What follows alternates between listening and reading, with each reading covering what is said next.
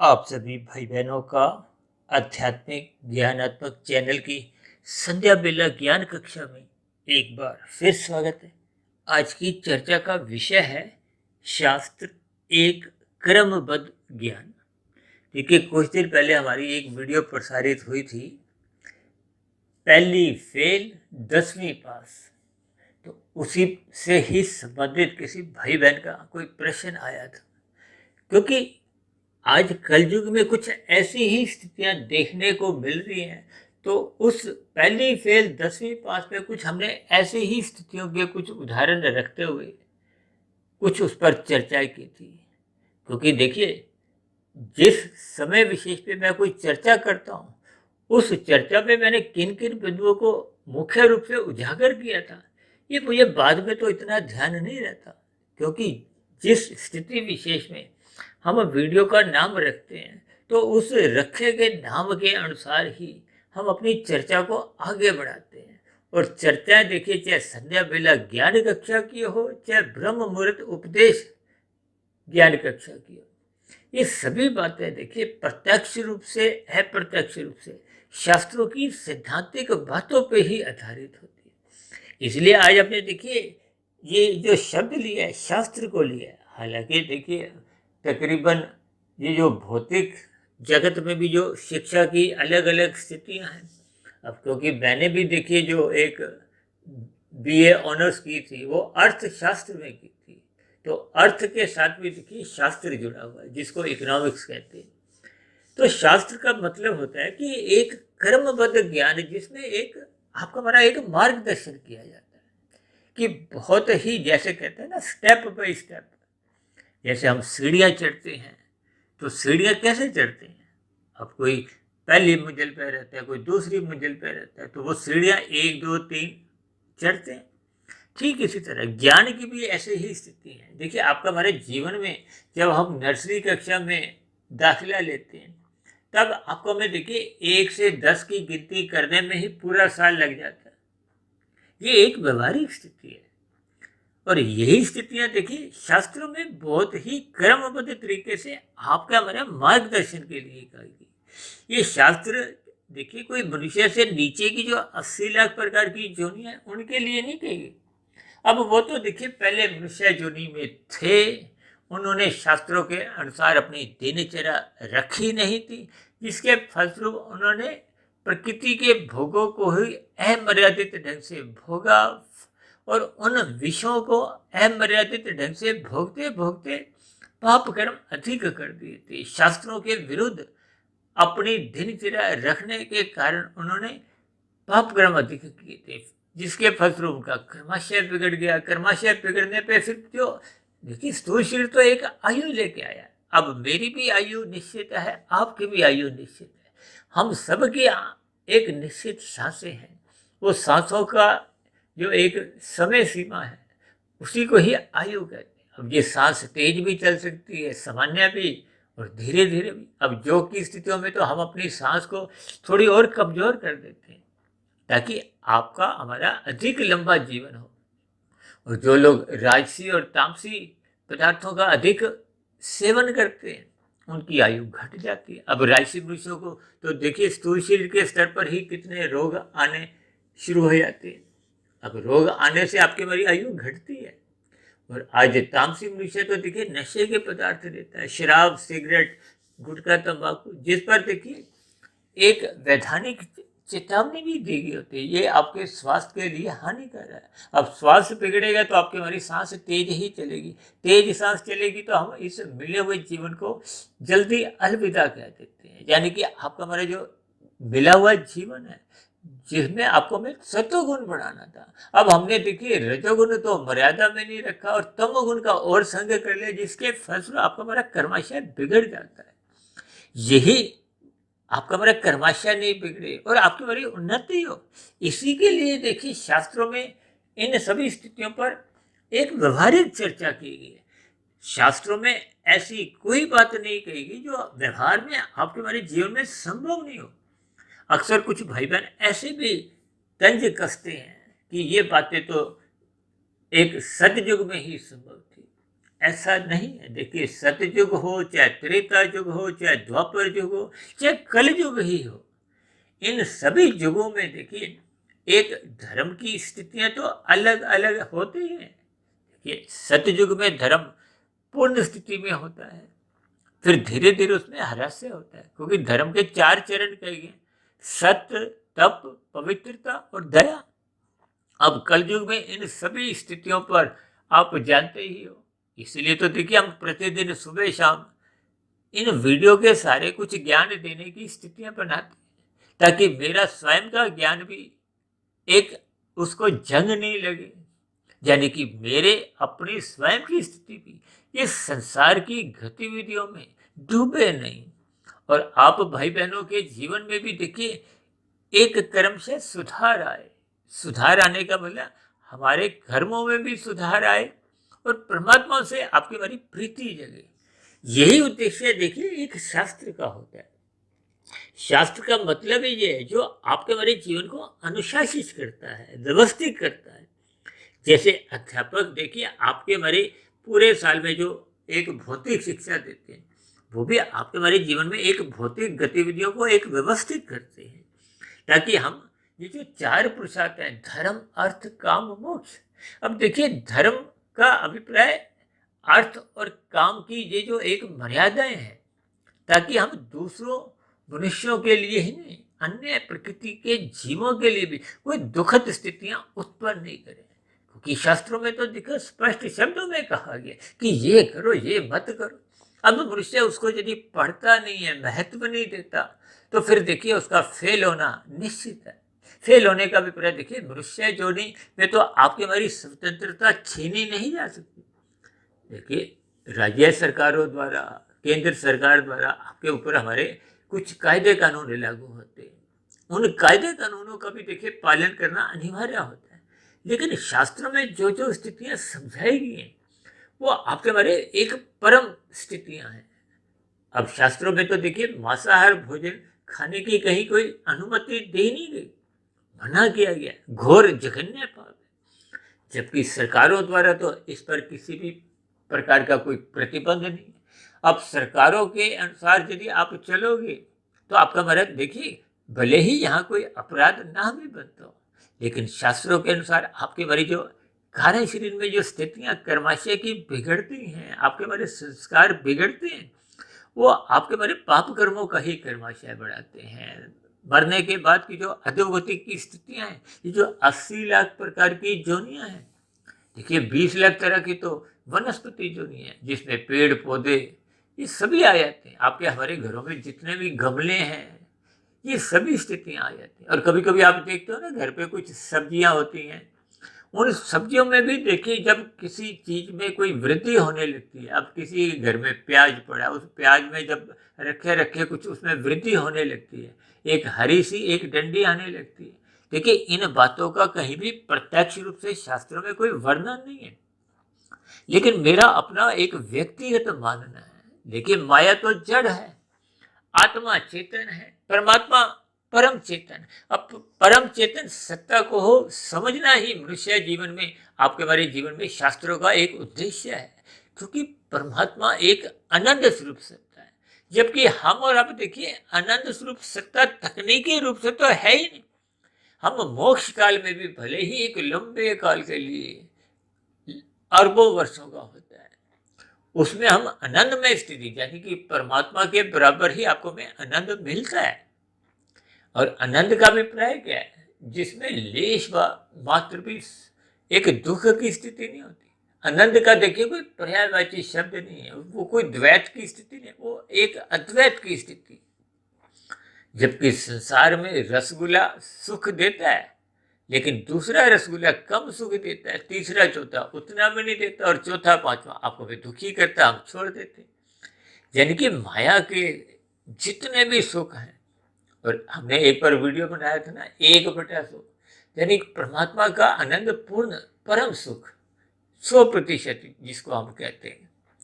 इस संसार में बड़े से बड़ा उद्योगपति भी देखिए, चाहे हम पूरे जीवन में जितना नहीं कमाते वो 1 घंटे में ही चाहे कोई इतना कमाता हो तब भी उसके जीवन में देखिए जो सुखों की स्थिति है, चाहे प्रधानमंत्री हो, राष्ट्रपति हो, फिल्मी जगत का सुपरस्टार हो, खेल जगत का नामी गिनामी खिलाड़ी भी हो, पूरे संसार में उसकी तूती बोलती हो, चर्चा उसमें होती हो, लेकिन फिर भी आपके मेरे जो सुख हैं वो 1% से अधिक माने ही नहीं जाते। ये सभी स्थितियां अक्सर हम अपनी चर्चाओं में कुछ ना कुछ इस पर अपने विचार रखते हैं। ये शास्त्रों की बातें जब तक आपको में समझ नहीं आती तब तक आपके मेरे जीवन में देखिए आध्यात्मिक उन्नति के जो एक अवसर है वो मिलते हुए भी हम उन अवसरों का लाभ नहीं उठा पाते। देखिए जैसे माता पिता आपको में ज्ञान देते हैं, आपकी हमारी अंगुली पकड़ के आपको में एक कदम बाई कदम स्टेप बाई स्टेप कुछ ज्ञान देते हैं। जैसे हम भौतिक शिक्षा में भी पहली, दूसरी, तीसरी, चौथी, 5वीं कक्षा में जाते हैं, फिर जैसे जैसे ऊंची क्लासों में जाते हैं तो आपको में ज्ञान की विशेष स्थितियों का बोध होने लगता है। ये सभी के सभी देखिए भौतिक ज्ञान तो आपके हमारे अर्थ और काम के लिए है, जबकि मनुष्य जो नहीं पाकर आपको में अर्थ और काम से ऊपर उठना है, जहाँ मोक्ष के लिए। यदि हम मोक्ष की प्राप्ति के लिए कोई प्रयत्न नहीं करते, कोई प्रयास नहीं करते, ये जो हम बार बार कहते रहते हैं श्रद्धापूर्वक सत्संग करो, श्रद्धापूर्वक सत्संग करो, ब्रह्म मुहूर्त में उठ जाओ, रात को जल्दी सो जाओ, इनके पीछे एक ही उद्देश्य है। यही उद्देश्य तो देखिए शास्त्र आपको हमें बार बार आपके हमारे मन बुद्धि के दरवाजे पे दस्तक देते हैं। गुरु बार बार आपके मन का दरवाजा खड़काता है। ये शास्त्र आपके मेरे मार्गदर्शन उस दृष्टिकोण से भी है। एक बार हमने वीडियो बनाया था ना जीपीएस के ऊपर। अब जैसे हम गाड़ी चलाते हैं तो हम जीपीएस ऑन करके मंजिल पे पहुंच जाते हैं ताकि रास्ते में कोई हमें यातायात तो कोई जाम नहीं मिले। ठीक इसी तरह ये शास्त्र भी जीपीएस के समान ही आपका हमारा मार्गदर्शन करते हैं, यानी कि आपके हमारे जीवन में कोई त्रुटि नहीं हो, कोई भटकाव की स्थिति ना हो। हम अपने जीवन को एक व्यवस्थित रखें, अनुशासित रखें, और अनुशासन व्यवस्था का अभिप्राय तो देखिए सत्वगुण से है। और यदि मनुष्य सत्वगुण में जाता ही नहीं है, ये जो जितने भी ऋषिगत ग्रंथों में कर्म कांड भी बताए गए, देखिए आरंभिक ज्ञान तो वेदों का है जिसको अपौरुषेय कहा गया है। उस अपौरुषेय ज्ञान को मायातीत महापुरुषों ने देखिए एक सरलीकरण करते हुए उपनिषद लिखे। उन उपनिषदों से भी और सरलीकरण करते हुए विभिन्न प्रकार के पुराण इसलिए लिखे गए ताकि उस पुराण में देखिए कुछ काल्पनिक घटनाओं को एक आधार लेते हुए कुछ कल्पित स्थितियां यानी कि कुछ कथा के रूप में एक साधारण मनुष्य को समझाया कि ताकि हम अच्छाई की ओर चलें और बुराई से हटें। उसको विभिन्न कहानियों में जड़ के कुछ बात समझाई गई। ये पुराणों में स्थितियां हैं। अक्सर भागवत पुराण में देखिए भारत में नहीं, अब तो विदेशों में भी इस पर साप्ताहिक जग होते हैं, कथा होती है। इन सभी स्थितियों को आपको हमें व्यवहारिक अपने जीवन में अपनाना है ताकि आपके हमारे जीवन में दुखद स्थितियां उत्पन्न नहीं हो। हालांकि तकनीकी रूप से तो देखिए भगवान श्री कृष्ण जी ने गीता में ही बार बार कहा है ये जगत ही दुखालय है, यहाँ के जितने भी सुख हैं वो अल्पकालिक है। और शास्त्रों में तो देखिए त्रिविध ताप की भी चर्चा आती है जिस पर हमने एक पूरा वीडियो ही बनाया था। इन सभी स्थितियों को जब हम क्रमबद्ध तरीके से समझने लगते हैं, इसलिए तो हमने देखिए अपने आज तक की जो 1750 से भी अधिक वीडियो जो आज तक प्रसारित हो चुकी है, उन सभी वीडियो का हमारा जो एक मूल आधार है वो 1, 10, 100, 1000 का ही है। देखिए शास्त्रों में माया के 3 गुण कहे गए, तमोगुण, रजोगुण और सत्वगुण। अब तमोगुण से 10 गुना अच्छा रजोगुण कहा गया, रजोगुण से 10 गुना अच्छा सत्वगुण कहा गया। इसके पीछे का भी एक तार्किक आधार ये है कि छीन के प्रकृति के विषय भोगों को मत भोगो। छीनना एक निषेध कर्म है, पाप कर्म है। और कोई भी पाप कर्म जब हम करते हैं, हम किसी भी अंश में देखिए किसी को दुखी करते हैं। और मैं तो कभी कभी यहाँ तक भी कहता हूँ कि कभी आप घूर के भी देखते हो। देखिए कुछ बातें शास्त्रों में प्रत्यक्ष रूप से मेरे भी पढ़ने में नहीं है, लेकिन परमात्मा की प्रेरणा से कभी कभी कुछ बातें मैं दावे के स्तर पर कह देता हूँ। क्योंकि शास्त्रों में तो कहा गया ना कि जब जब आपकी किसी भी क्रिया द्वारा दूसरे किसी मनुष्य को या जीव को पीड़ा होती है, कष्ट होता है। अब आपने किसी को देखिए घूर के देखा, उसमें भय उत्पन्न किया, तो वो दुखी रहा सारा दिन।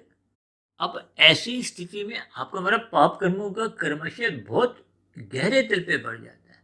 अब यही माता पिता कभी कभी बच्चे में सुधार लाने के लिए उसको घूर के देखते हैं, तो वो उसका कोई पाप कर्मों का माता पिता का कर्माशय नहीं बनता, क्योंकि उनका उद्देश्य क्या था? बच्चे में सुधार लाना, उस गलती से रोकना। यही बात देखिए शास्त्र समझाते हैं। ये जो स्वर्गों की स्थितियां, नरकों की स्थितियों का अभिप्राय भी कुछ ऐसा ही है। देखिए हम सभी स्थितियों पर अक्सर अलग अलग वीडियो में कुछ ना कुछ प्रकाश डालते हैं, ज्ञान देते हैं। उन सभी स्थितियों का अभिप्राय देखिए शास्त्रों के कही गई बातों से ही संबंधित होता है। लेकिन कभी कभी कोई मनुष्य देखिए बीच बीच में से वीडियो सुनता है, कुछ शब्दों का चयन करते हुए उस पर प्रश्न रख देता है। अब ऐसी स्थितियों में देखिए फिर आपको मैं परमात्मा का ज्ञान विज्ञान जो शास्त्रों में क्रमबद्ध तरीके से समझाया गया है, उससे हम फिर भली भांति अपने जीवन में कोई पढ़ते हुए कोई सुधार नहीं ला पाते। इसलिए तो बार बार कहा है, अपना सत्संग श्रद्धा पूर्वक करो। ये राशि मनुष्य तो देखिए सत्संग भी मन से करते हैं, मन संसार में उलझा होता है। अब लोभ से भय से सत्संग करते हुए दिखाई तो देते हैं।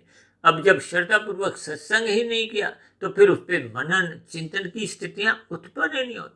देखिए आपका मेरा मिला हुआ पूरा जीवन भी यदि शास्त्रों को पढ़ने में, उनको अपने व्यवहार में ढालने में हम लाते हैं, तब भी ये पूरा जीवन छोटा पड़ जाता है। और कभी कभी मैं यहाँ तक भी कहता हूँ कि आपके मेरे कारण शरीर में जो बुरे संस्कार हैं, उनको समाप्त करने में भी ये जीवन छोटा पड़ जाता है। अच्छे संस्कार बनाने में भी ये जीवन छोटा पड़ जाता है। और कोई मनुष्य सोचता है कि 2-4-5 मिनट की एक वीडियो सुनकर मुझे शास्त्रों की पूर्ण बात समझ में आ गई।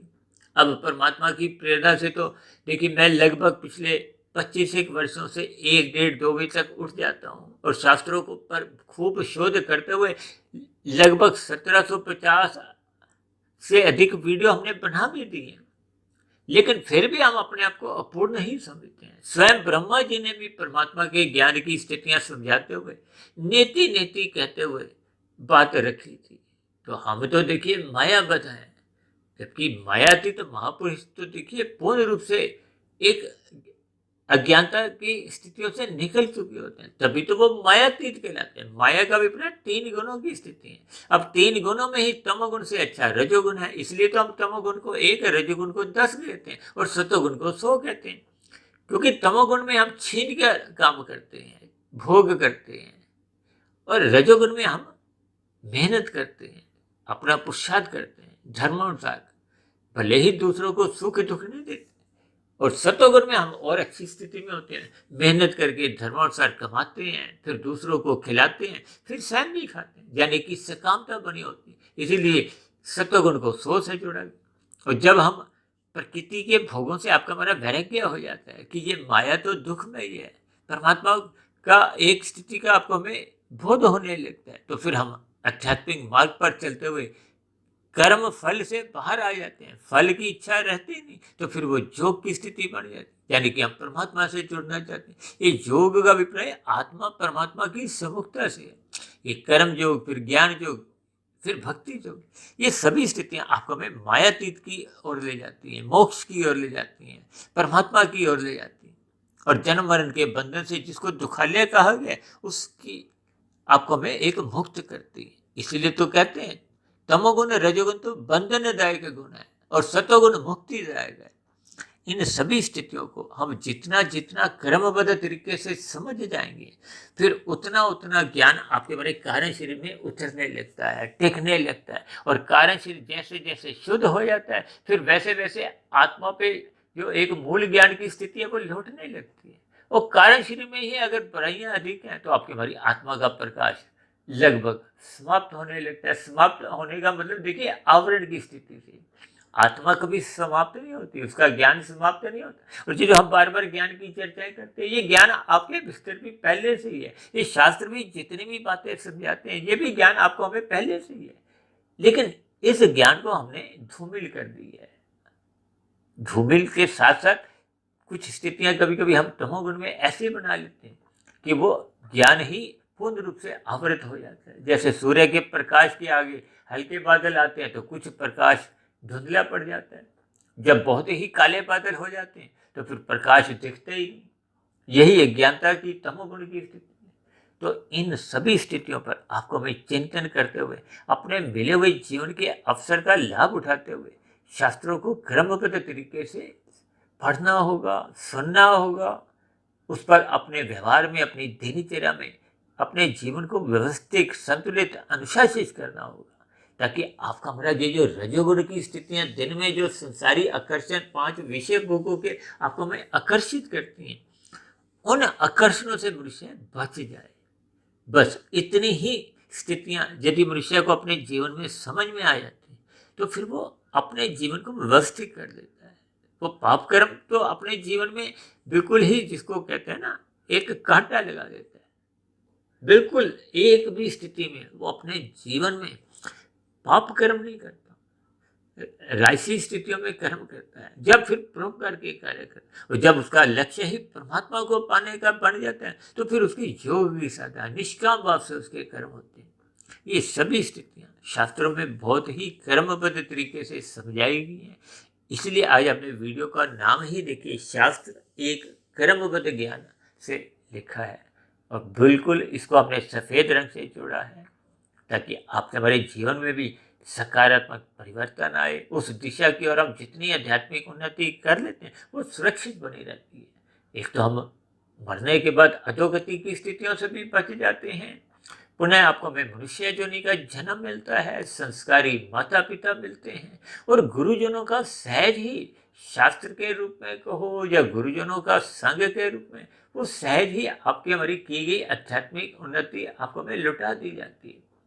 अक्सर मैं एक उदाहरण देता हूँ ना, जैसे बैटरी आपकी 40% है, आपने चार्जर पे लगाई तो वो 1 से 40% आने में तो कोई अधिक समय नहीं लगता। यानी कि जो पूर्व की उसकी बैटरी 40% थी वो नष्ट नहीं होती। अब 40 से जो 100% तक की जो एक स्थिति है उसके लिए आपको फिर पुरुषार्थ करना है, वो फटाफट नहीं होती। इसलिए मिले हुए जीवन में देखिए हम कितनी उन्नति कर चुके हैं। ये तो सब भाई बहनों की अलग अलग स्थितियाँ हैं, इस पर आपको में चिंतन करना है। हम किस स्थिति में हैं, लेकिन आगे हमने कहाँ पहुँचना है उसका आपको में ज्ञान हो, तो ऐसी सभी शुभ सात्विक स्थितियाँ आप सभी भाई बहनों के जीवन में भी बनना आरंभ हो जाए। ऐसी शुभ कामनाओं के साथ अब चर्चा विशेष को यही विश्राम देते हैं। और दूसरा, अब हमने जो एक चर्चा एक प्रश्नोत्तर के नाम से भी आरंभ करने जा रहे हैं, उस पर आप भाई बहनों के कुछ प्रश्नों के संक्षेप में उत्तर देने का मैं प्रयास करूंगा। तो इन्हीं शब्दों के साथ अब चर्चा विशेष को यहीं विश्राम देते हैं। कल सुबह फिर मिलते हैं ब्रह्म मुहूर्त ज्ञान उपदेश कक्षा में। तब तक आप अपने आध्यात्मिक मित्र सुधीर भाटिया फकीर को इजाज़त दें। आप सभी भाई बहनों को बहुत बहुत शुभ रात्रि, और सुबह ब्रह्म मुहूर्त में उठने के लिए मेरी ओर से बार बार बहुत बहुत शुभकामनाएं, ताकि हम सभी भाई बहन शास्त्रों से जुड़ें और अपने जीवन को व्यवस्थित करें। फिर भी चर्चा संबंधित आपके मन में कोई प्रश्न उठ रहा हो तो आपके प्रश्नों का, आपके सुझावों का और आपकी आपत्तियों का, देखिए कुछ भाई बहनों को मेरे कहे गए शब्दों पे या कुछ कही गई बातों पर यदि कोई आपत्ति हो तो आपकी आपत्तियों का, शिकायतों का, प्रश्नों के साथ साथ नीचे दिए गए कमेंट्स बॉक्स पर सदा ही स्वागत है। अब चर्चा विशेष को यहीं विश्राम देते हैं। आप सभी भाई बहनों का भी चर्चा विशेष को ध्यानपूर्वक सुनने के लिए बहुत बहुत धन्यवाद।